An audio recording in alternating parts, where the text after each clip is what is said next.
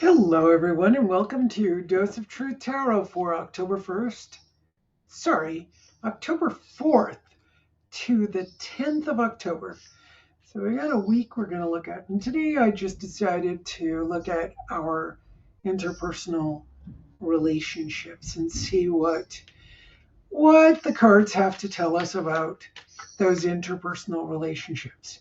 Now, I do have a little bit of an agenda, meaning my focus, is how those relationships work out for us. What are the kind of advantages that we have? How can we deal with conflicts that come up, that kind of thing. So I've got quite a bit of intention behind it, which is really important. We often do have intention in our questions, and that intention is usually a lot stronger than the plain question. So I'll just give you a little privy to my thought process.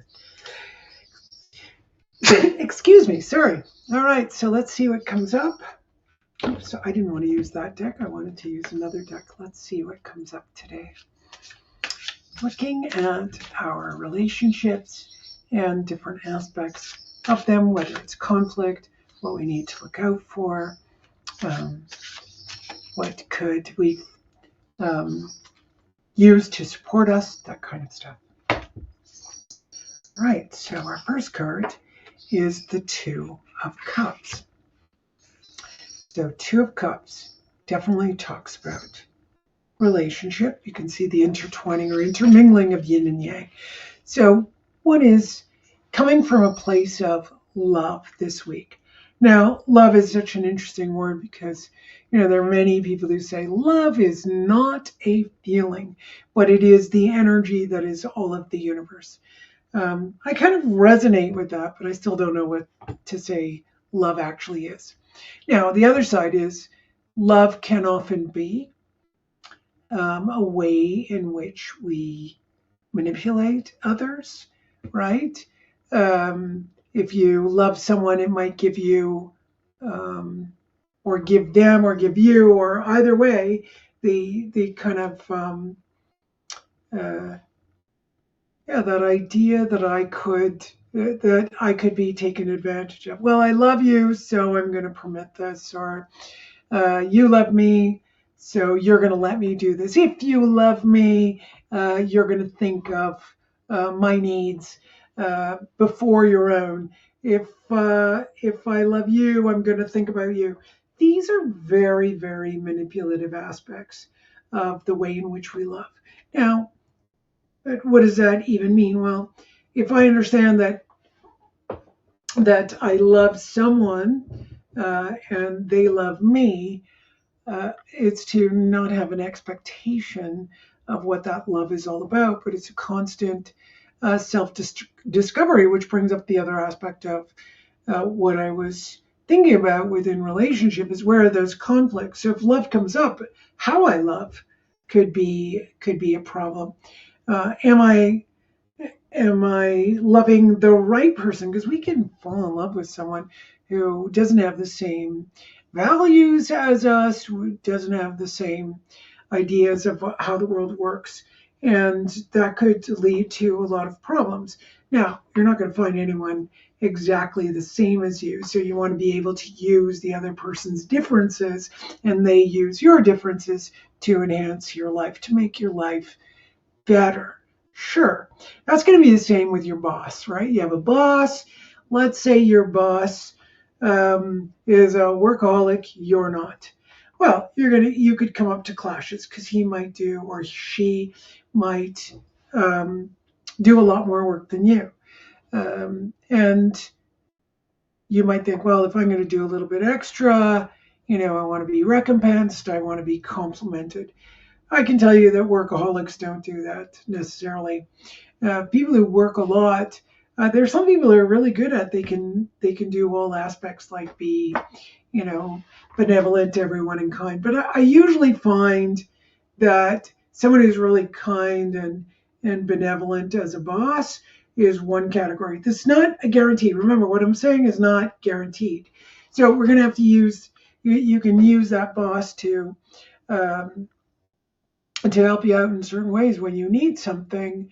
Uh, Sure, but the problem that could arise is that that boss is not as productive for the company, which means they're not as productive as you. So they might understand you, have lots and lots of compassion for you, but ultimately for the company, they won't be able to produce as much, and no one will be producing as much, and then eventually the company would fail.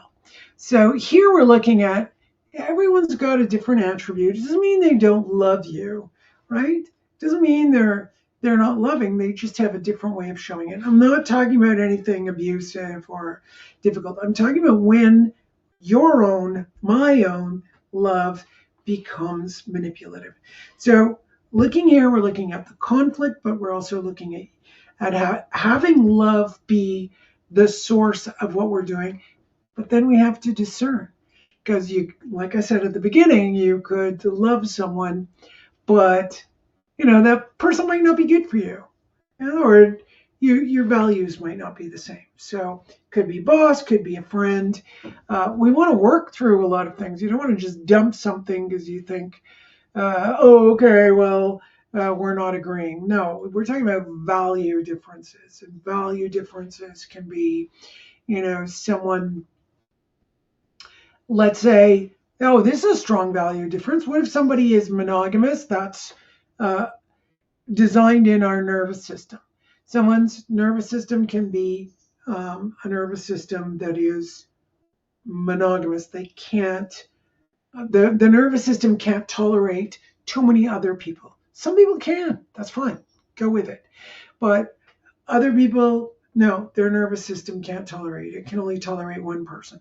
Like high sensitive people like myself, I can't tolerate, if somebody's seeing 4 or 5 women, I'm going to feel those women. I'm going to feel those people that they're sleeping, and it'll just disturb me, and I can't function after. It's like, oh my God, they're doing this or that.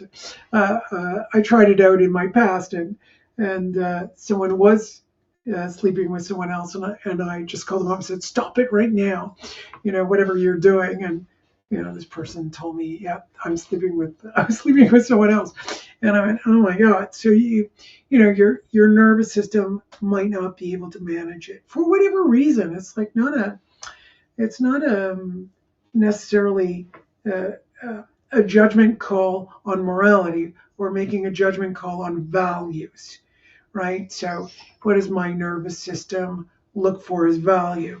Some people can, eat something with a little bit of toxin in it.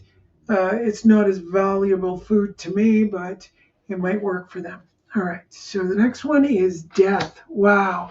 Oh my. Okay, so I'm already beginning to kind of see what needs to transform. So look at this. If we read it simply, love must transform. Love must transform. So if you're in a relationship, or any relationships that are not working for you, yeah, sure, they could end next week or in the next month or the maximum in the next year. They could end. But they do. What's more important is that they transform. So this is you figuring out what love means to you. Are you manipulating? Are you trying to get someone to do something that doesn't fit for them? And that'll help you see that someone's trying to get you to do something that doesn't fit in for you. Okay? So that's really quite beautiful. And the Knight of Cups is ultimately in this reading as we transform into someone who offers love, not offering something that manipulates. So love in its purest form. Now, the Knight of Cups, he's usually called the Prince Charming, etc. So in his ideal form, Prince Charming is just going to offer love, and he knows exactly who the woman is, and he usually knows it intuitively. Who the woman is, he needs to find. right? So everyone's got a Prince Charming. We all have a masculine and feminine within, right? That's how so we all have a Prince Charming, all of that part of us. We might not be dominated by it. Some people are definitely huge romantics. I, I'm with someone who's definitely not a romantic. So I'm not very romantic either. So, it works out for us. But there is a little, part where there can be romance, and that can come up. There can be that romantic moment, but generally speaking, not romantic. Now, some people are super romantic. They love romance. They love, the dinners out and the gifts and the whatnots. Yeah, that's fine. But remember that you don't want to use it to manipulate. Okay, so if you're with someone who's not romantic and you're going to have to create romance on your own. That could be one transformation. The other one is seeking a partner who's actually romantic. But I can tell you there are other difficulties, right? So maybe if we can be with someone, let's say I'm romantic, my partner's not. Sure, that could be a problem if I need my partner to fulfill that. Or I create the romance. I create, like even I don't have a lot here in my office, but to me, it has its own dreamy romance. I have my plant, I have my little, cuddly animals, and to me, it feels like my little sensual, romantic place to be and do my work and enjoy things. So I would do that. I don't expect my partner to do it. I create the house that way. I create the home. That's not his job. He doesn't have to do that part. But if you really are in an extreme and you really need a romantic partner, you do have to see which is more important. Meaning, when we often have a romantic partner who is very strongly involved in romance, is actually embodies the Knight of Cups, you'll often find that they might not be as successful in business. So that's okay. That's fine. If you're the successful one in business, then you can have the romantic partner. Yeah, so I think that, in my world, neither of us, my partner and I, don't have that much time. We have more involvement in our work and our business and that kind of thing than what romance is, and we like it. It's just what you like. So there is a massive transformation coming around. So very often men who are trying to succeed, make a life, make their future, save money, build money, can often meet up with a woman who's got a job for sure. This is very, very something. This is my statistic. I'm not saying it's a general thing out there. I haven't looked it up. I should look it up, but I'm not going to. I like to stick with my intuition for now.